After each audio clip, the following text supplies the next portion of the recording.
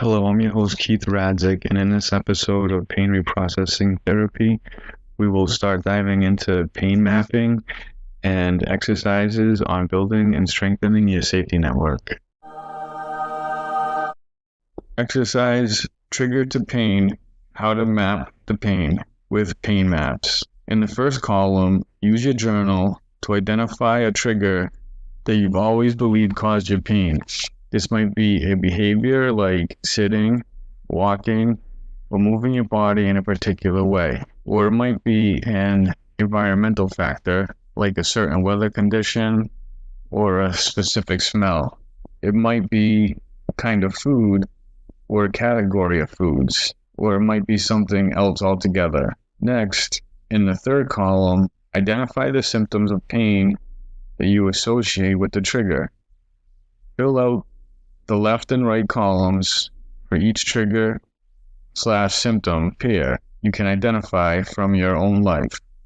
Note, if you experience other physical symptoms like itchiness, fatigue, nausea, headaches, stomach aches, joint pain, or sharp pain in your spine, or something else altogether, this exercise is an opportunity to identify these symptoms and their correlating triggers too.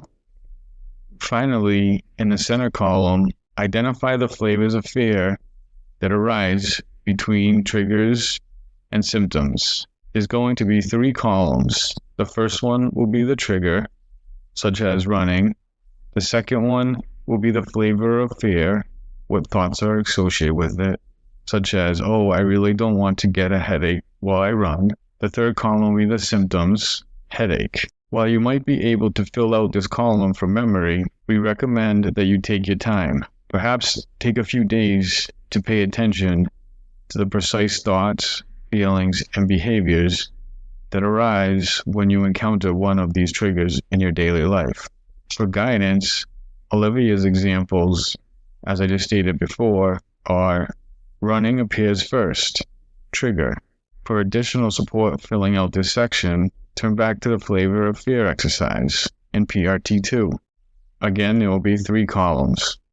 The trigger, such as running, the flavor of fear, which would be the thought, the feeling, and the behavior, such as thought, I really don't want to get a headache, feeling, anxious and vulnerable, behavior, repeatedly checking sensations in the head to see if the pain has started. Those would be in the second column, the flavor of fear. Third column will be the symptom, which will be the headache, or the nausea, or the stomach pain, etc. Please take your time to fill out this exercise. Keeping your tongue on the bottom of your mouth will always lower your nervous system. Cultivating self-compassion. In your journey of self-discovery and healing, it's crucial to approach your overprotective nervous system with the gentleness and understanding you would extend to a dear friend. Your nervous system is that dedicated companion who means well but occasionally gets a tad bewildered about how to best support you. Think of it as a helper navigating a complex map with some missing pieces, and doing its utmost to guide you, but sometimes taking detours and unexpected turns. This confusion arises not from an intention to cause distress, but from an intimate desire to ensure you're out of harm's way. Now that you've come to understand your overprotective nervous system more deeply, why and how your protective parts do what they do, can begin the process of integrating awareness of and compassion for your nervous system into your everyday life. Let's begin with a formal practice. Exercise. Treating your nervous system with kindness. In this practice, you will offer kindness towards your overprotective nervous system as if you were offering understanding to a friend going through a tough time. It's about acknowledging your system's efforts while gently guiding it toward a more balanced approach. Step 1.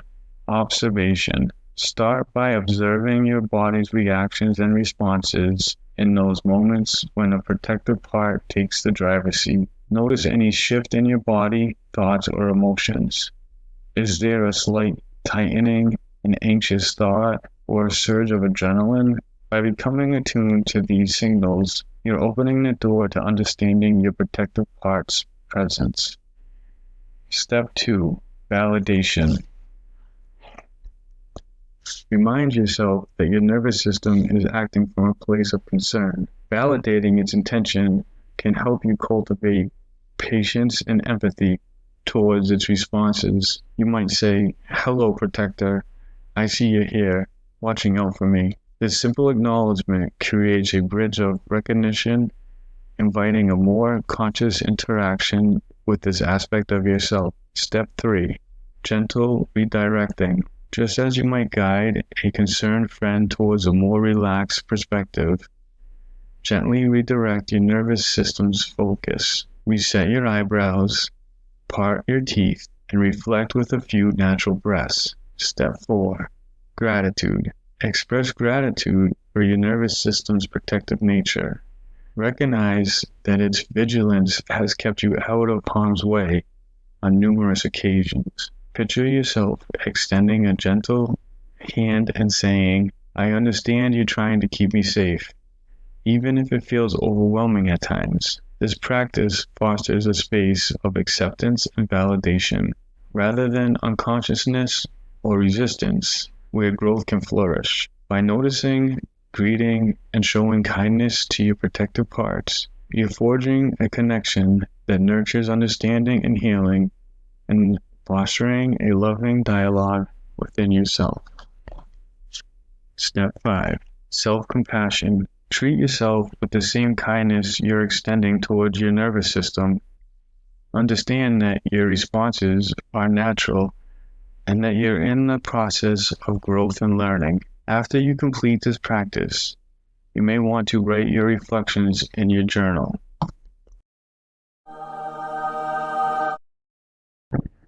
Next practice, notice, acknowledge, befriend, and shift.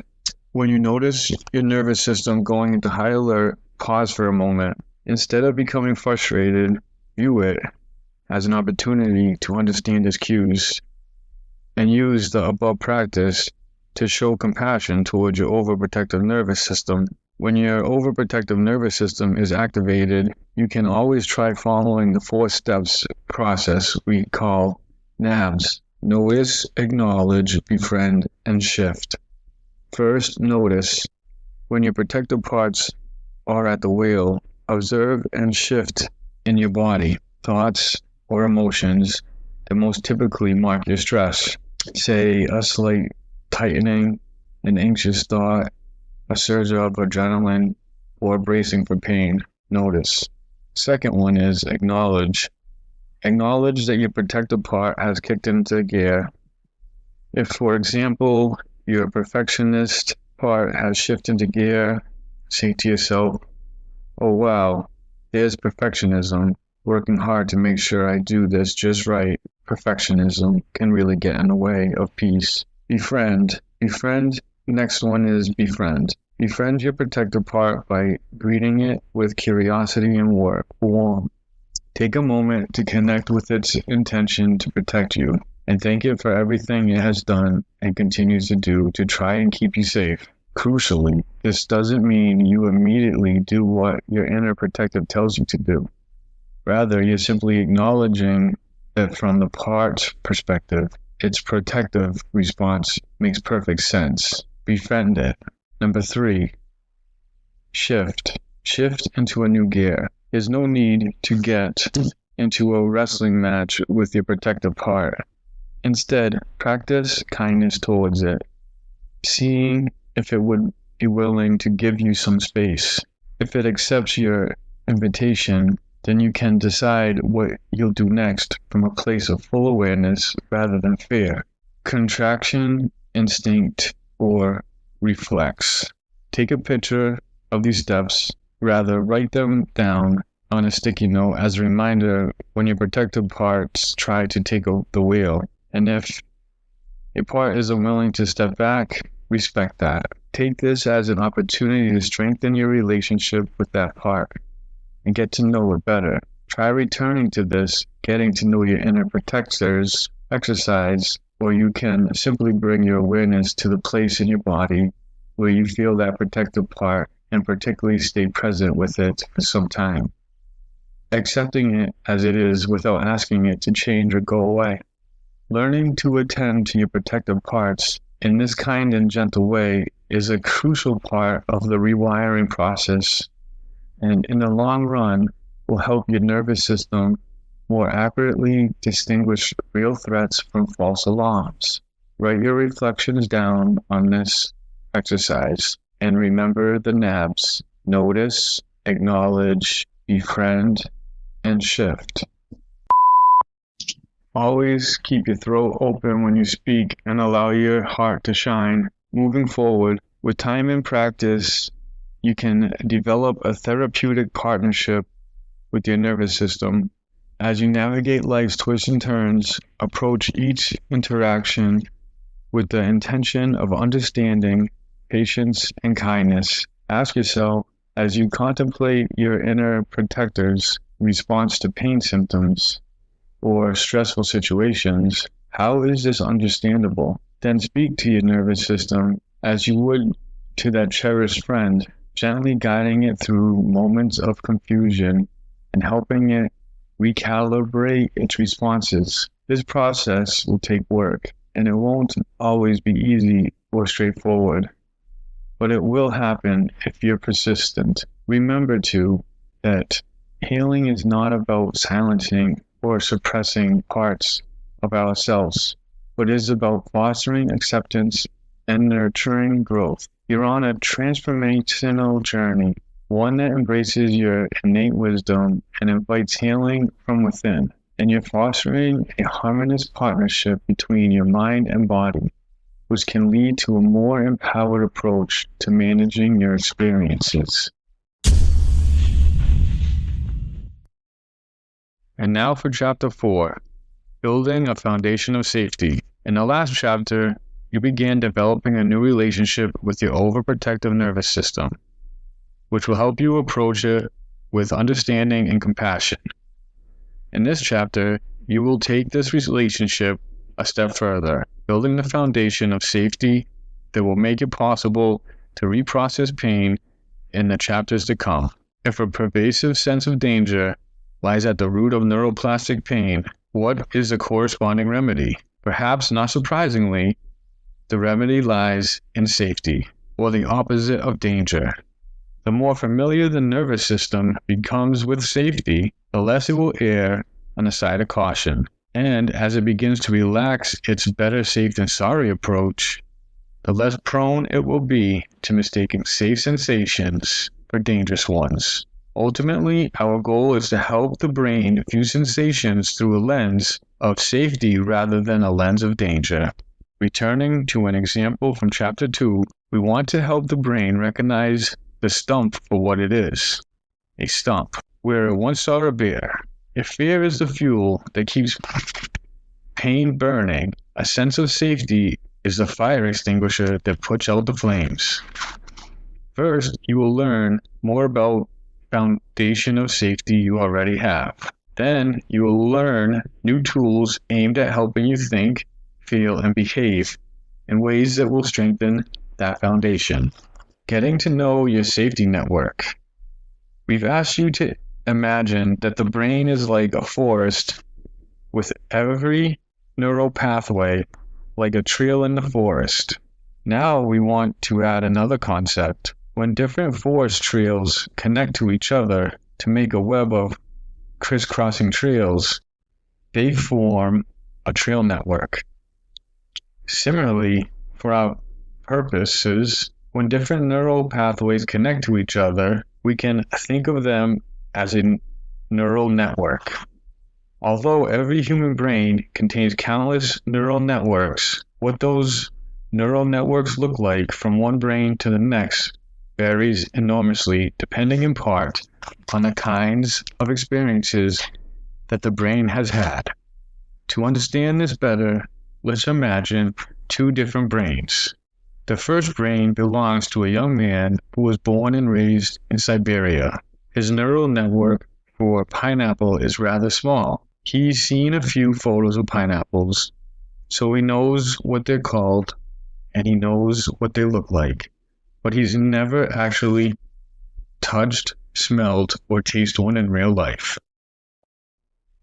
Now imagine a second brain that belongs to a young man who was born and raised in Hawaii.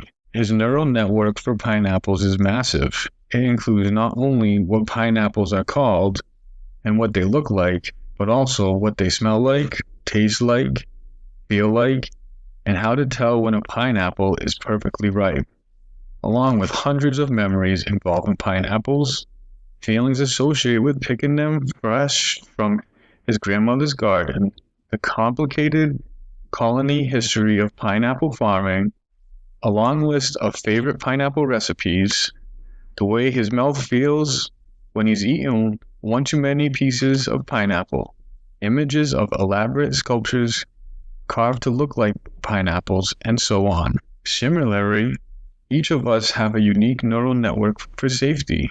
How robust your own network is will depend on the kind of experiences you've had in your life so far. People who are very familiar with feeling safe are likely to have very robust neural networks filled with memories, emotions, and other associations with safety.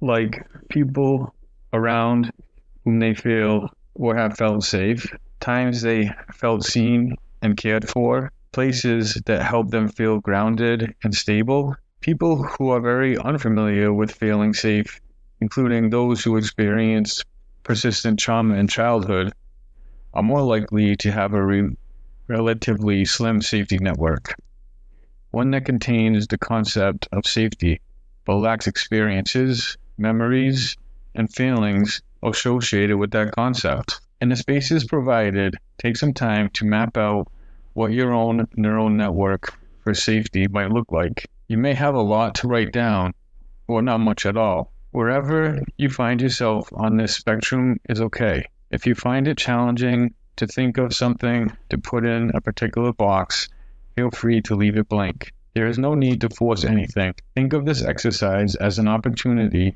to reflect on your real lived experiences as it is. In the middle of this exercise, there is a box with the word safety in it.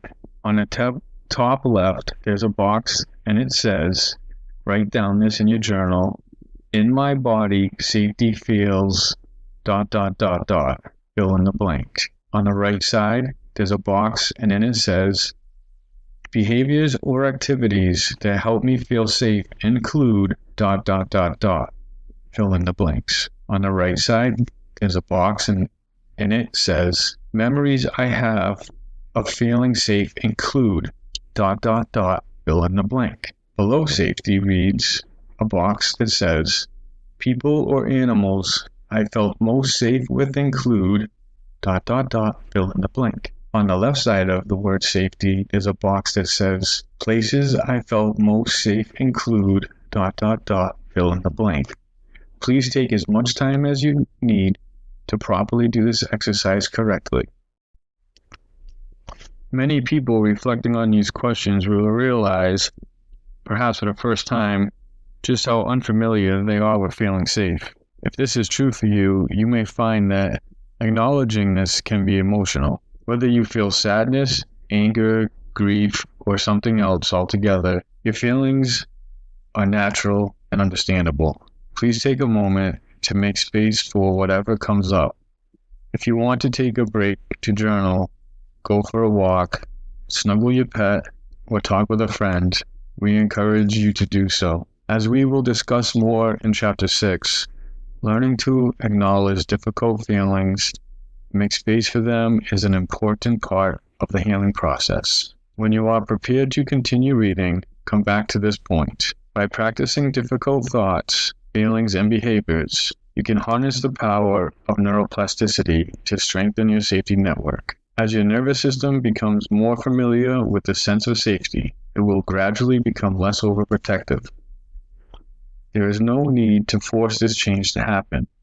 Rather, it's a natural process that will unfold at its own pace. Your only job is to put one foot in front of the other and keep walking. If you're already quite familiar with feeling safe, then the practices in this chapter will help you further develop your foundation of safety in preparation for the work ahead. If, on the other hand, you have not had much personal experiences with feeling safe, then you may want to spend some additional time with these practices before moving on to the next chapter. You're also welcome to return to these practices whenever it feels helpful. The exercises offered here are lifelong tools for you to return to again and again, whenever your nervous system needs soothing. Strengthening your safety network. Let's start by looking at 3 broad categories of human experience: thought, feelings, and behaviors. They are interconnected and are constantly influencing one another, as illustrated below. Thoughts, feelings, behaviors. Thoughts, feelings, behaviors. Complete cycles. It's a cognitive triangle.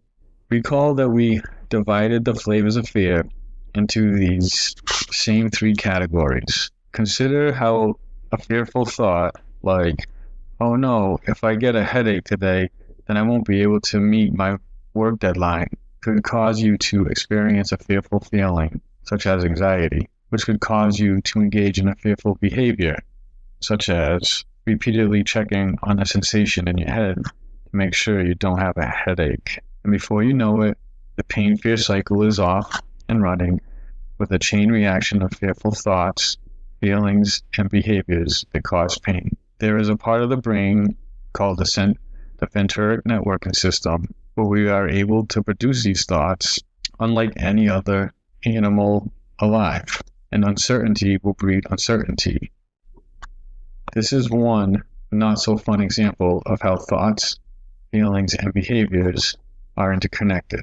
The good news is that we can also use the way that thought, feelings, and behaviors are interconnected to our advantage. Again, if fear is a fuel that keeps pain burning, a sense of safety is a fire extinguisher that puts out the flames. By learning how to think, feel, and behave in ways that ground our nervous system in a sense of safety, we interrupt the pain-fear cycle momentum, gradually slowing it down until it eventually stops spinning. Thoughts. The exercises in this section focus on harnessing the power of thoughts, whereas certain types of thoughts are fuel for the pain-fear cycle. These exercises will explore how other types of thoughts can have the opposite effect. Harnessing the power of thoughts might initially feel awkward or even inauthentic, but stick with it and keep practicing. The more your nervous system gets the hang of this new way of thinking, the more comfortable it will be. This exercise will explore how other types of thoughts can have the opposite effect. Harnessing the power of thoughts might initially feel awkward or even inauthentic, but stick with it. This next exercise is really important. It's how to learn how to engage with other recovery stories. It's a very powerful way to strengthen your foundation of safety, and it is also one of the easiest. When you engage with other people's stories of recovery from chronic pain, you help your brain connect with its own potential to heal. Some of our favorite recovery story resources are listed at the end of this book, and I will read them off in a minute. Choose 3 of these recovery stories to engage with. For example, watch a film, listen to a podcast episode, or read a recovery forum post. After engaging with each recovery story, take a few minutes to reflect on your post. Write down the recovery story which you read or listened to, and then write down your personal reflections on such. Recovery stories that you can look up. One is called Brain Pain. It's a documentary film following Alan Gordon, the developer of PRT, also with collaborating neuroscientists to prove the effectiveness of this technique. Watch it at www.painbrainfilm.com. The next one is called This Might Hurt, also a documentary film. It's a brain-based approach to healing chronic pain. Watch it at www.thismightHurtFilm.com. The next one is a like mind, like body scenario. There's interviews with individuals, physicians, and researchers sharing powerful stories about the mind-body connection. You can listen to this at www.curablehealth.com/podcast. Another one is Tell Me About Your Pain Community. It's a Facebook group supportive space for individuals using PRT for chronic pain healing. Members share success stories, challenges, and receive skillful responses from those who have recovered. Join at www.facebook.com/group/6958-233-1455-0483. There's also other free resources. The TMS Wiki 21-Day Pain Recovery Program by Alan Gordon, www.tmswiki.org/forum/pain recovery. The Steady Coach with Dr. Yanni Arthur, Free Healing of Chronic Dizziness course on YouTube channel, small group sessions and one-on-one consultations. Explore resources at www.thesteadycoach.com. Next one of the free resources is a Positive COVID with Amy Yokinger, a wealth of hopeful stories from health resources, advice on rest, nutrition, movement, and maintaining hope in the face of challenges. Explore the resources at www.positivelycovid.org. Spend enough time engaging in recovery stories. They're a great way to build and connect in a very positive way. Every time you connect, you add another brick to the foundation of your own safety. Recovery stories are very important. Please stay consistently involved with looking into them.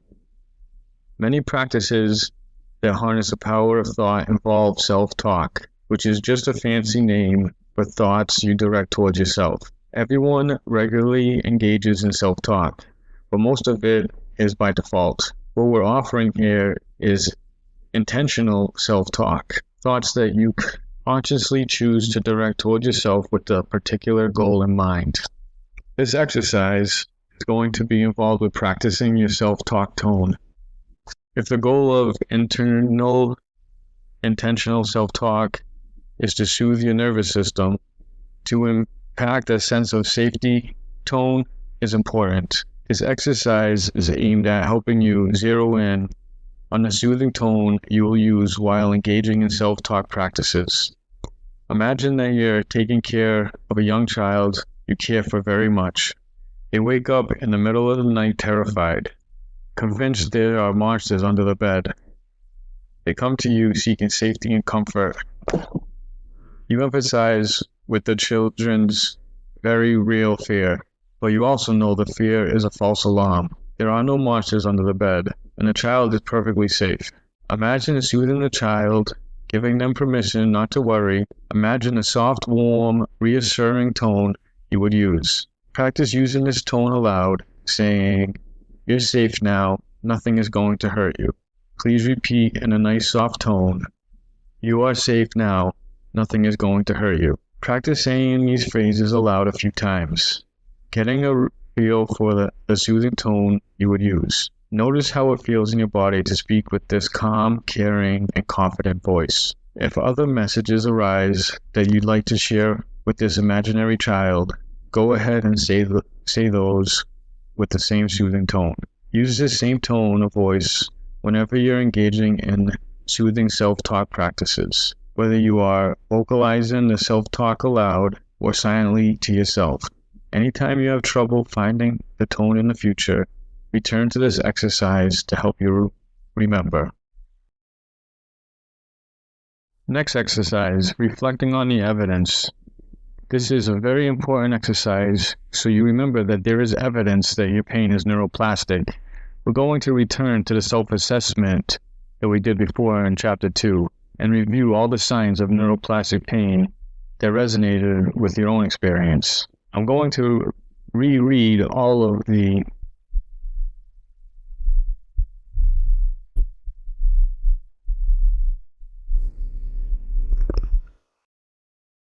Next exercise, self-talk script. Each of us has a few flavors of fear that we know particularly well. The worries that we've encountered 1,000 times over. The frustrations we struggle with for as long as we can remember. The old habit of numbing ourselves to avoid the pain. These familiar neural pathways can feel like they have a gravitational force of their own, pulling us back down them again and again, even when we know that they won't lead us anywhere we want to go. A well-worn neural pathway is like a train track. Once your brain is barreling down it, it can feel nearly impossible to change directions. But with the right tricks, changing directions is possible. By intentionally laying another track right next to the one you want to leave behind, you give your brain somewhere else to go. The secret lies in making sure the new track is big and sturdy enough to give your brain, which is barreling down the old track with all the momentum of a high-speed locomotive, something it can firmly switch onto. The self-talk script in this exercise will help. By the time you're done reading it, your brain will be miles away from the old neural pathway you left behind. Using a soothing, reassuring tone, slowly read the following script to yourself, making sure to really think through each line before moving on to the next. Line 1. Hello, brain. I know you're afraid. Line 2. This pain is caused by learned neural pathways, not real danger. Line 3. You learned to err on the side of caution because you wanted to keep me safe. Line 4. I appreciate you for all you've done to protect me, but now it's okay to relax. Line 5. Together we can learn a new and safer way of being. Once you've read through the whole script, go ahead and rewrite it in your journal in your own words to help you remember it. You can rewrite it word for word, or you can play around with changing the language to sound more like you. If your flavor of fear is anger, frustration, or another emotion altogether, you can replace afraid in line 1 with whichever emotion resonates most. If you experience other neuroplastic symptoms, you can switch out the word pain for itchiness, dizziness, fatigue, or other symptoms. You can also try replacing the word brain in the first line with the name that you gave your protective part when you were getting to know your inner protectors in Chapter 3. You can swap out the pronouns from you to I or we and use whichever feels best. Keep tweaking the language until you land on words that feel true to you. Now that you've written your own self-talk script, it's time to put it into practice. Take a photo of the script on your smartphone or write it on an index card that you keep in your wallet. When you notice pain, physically or emotionally, or negative thoughts, and you notice typical types of fear surrounding the pain, slowly read through the script from top to bottom aloud or silently, making sure to use the same soothing, reassuring, self-talk tone that you practiced earlier. As you read the script to yourself, you may also try placing a hand on your heart to amplify your sense of comfort and safety.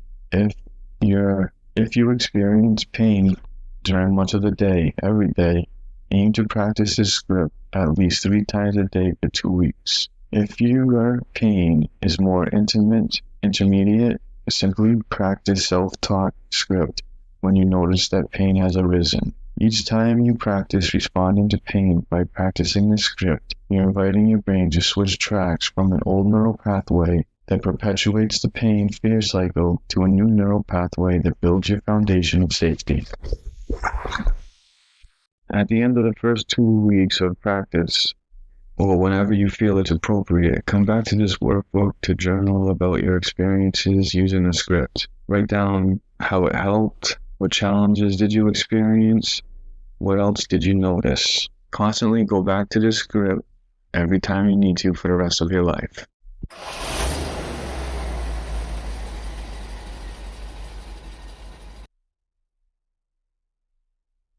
The next exercise is dialing the self-talk into minis. Once you've practiced the full self-talk script several times and feel comfortable with it, you can begin to use shorter self-talk phrases. We call these shorter phrases self-talk minis. Use these minis when you want to give your brain a little reminder, but you don't feel like you need your full self-talk script. Maybe you're feeling just a twinge of pain rather than intense sensation, or perhaps you notice yourself starting to tense up in response to a trigger. But the flavors of fear haven't really set in yet. Experiment with trying out the different self-talk minis listed here, and feel free to create your own in the blank space provided. Practice your favorite regularly as needed. Whether you say these self-talk minis aloud or silently, remember to use the warm and assuring tone that you've been practicing. Self-talk minis. It's okay. I know you're scared. I'm here with you. Hello, brain. I know you're trying to protect me, and I appreciate you for that. The pain switch is stuck in the on position, and even though it hurts, I'm okay. I know it hurts, but you're safe. The pain is caused by learned neural pathways, not real danger.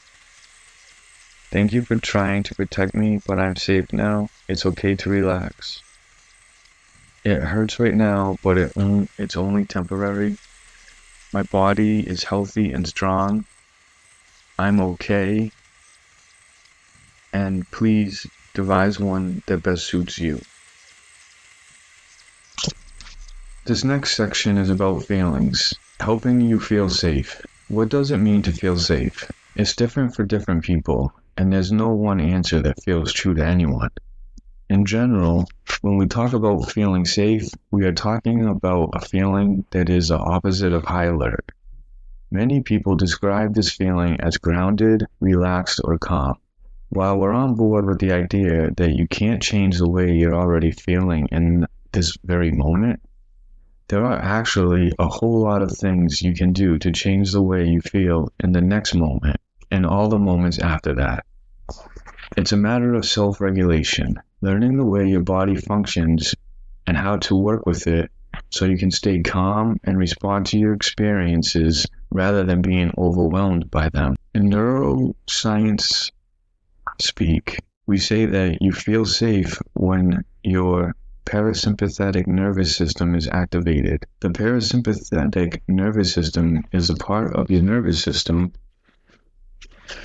that helps your body relax, including after the experiences of stress. It also helps run some of the most essential body functions like digestion, immune response, sexual arousal, and mood.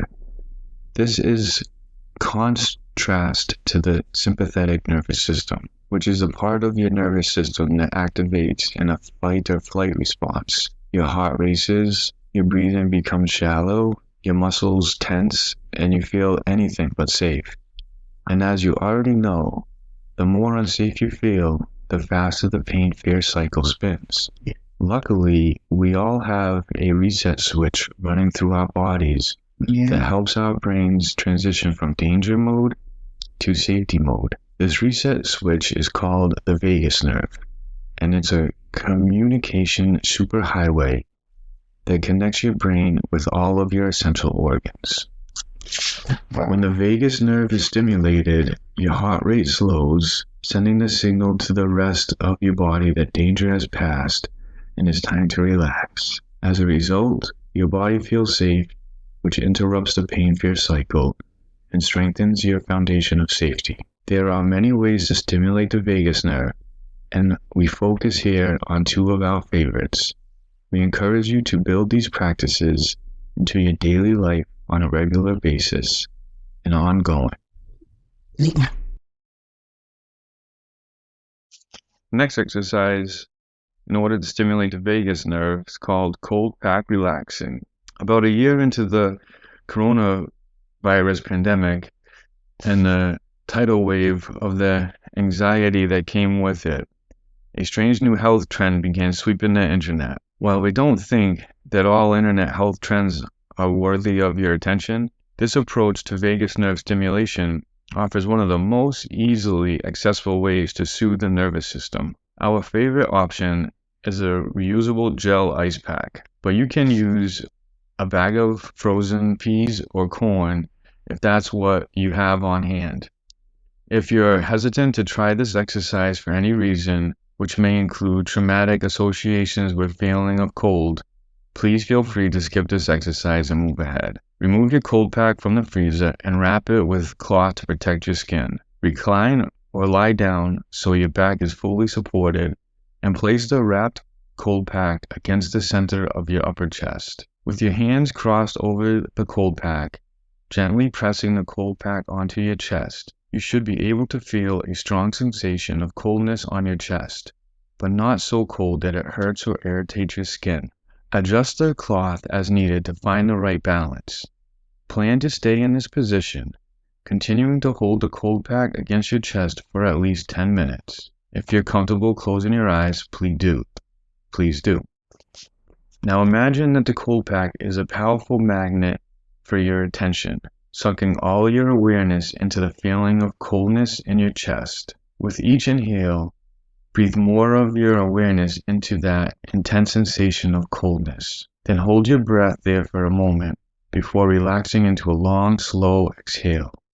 Continue like this for some time. As your awareness continues to gravitate towards the cold, notice what happens to your emotions. If at any point you notice your attention drifting towards thoughts or other sensations in the body, that's no problem. Just use an inhalation to gently invite your awareness back into the feeling of coldness in your chest. Once 10 minutes have passed, but before you change positions or remove the cold pack, check back in with the rest of your body. But do you notice? What do you notice? Are things different in any way than when you began? Has the pace or content of your thinking changed? What words would you use to describe your emotional state? For many people, cold pack relaxation is a powerful way to acquaint the nervous system with feelings of calm and safety. When you are first starting out, aim to practice this once a day for 2 weeks. You can also use this exercise as needed when feelings of pain or distress arise. After engaging regularly for 2 weeks, feel free to be more flexible with both timing and frequency. Remember that this tool is here for you and anytime your nervous system could use some soothing.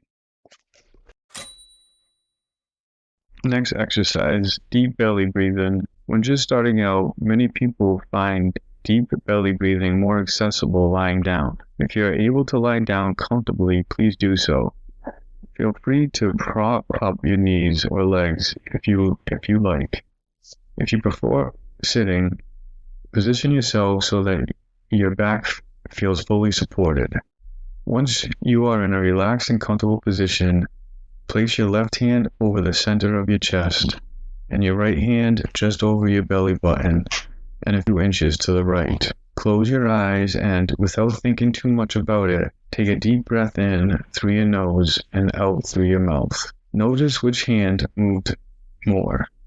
Was it your right hand or your left hand?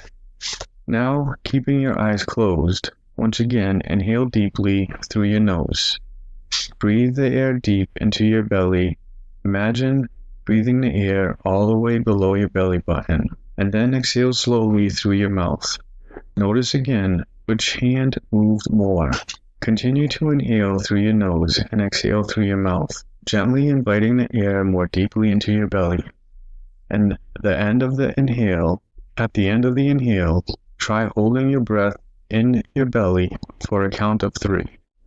And exhale slowly through your mouth for a count of 4. See if using only your breath, you can make your right hand move more than your left hand. You may explore applying some gentle pressure to your chest with your left hand to remind your body that you are breathing into your belly, not your chest. Keep going like this for about 10 minutes. If you find this exercise difficult or frustrating, don't be discouraged. Your muscles, lungs, and nervous system have been breathing another way for a very long time. Trust that as you continue to practice in the days and weeks ahead, deep belly breathing will start to come more naturally. When starting out, we suggest setting aside 10 minutes a day for deep belly breathing. You may find it easier to practice for 10 minutes after you wake up or 10 minutes before sleep. As you begin to become more comfortable with deep belly breathing, you are welcoming to combine it with cold pack relaxation. The more you practice, the more you will find it possible to take deep breaths throughout your day, not just during designated periods of deep belly breathing. Eventually, you may find that deep, slow breathing is even occurring on its own. If you notice that happening, take a moment to check in with your body and calibrate. Recognize that changing old habits is hard, and this change happens because of choices that you make. Join me next time in the episode of PRT4 to explore more ways to make healthy decisions, experience your experiences, and to understand your neural pathways. Thank you.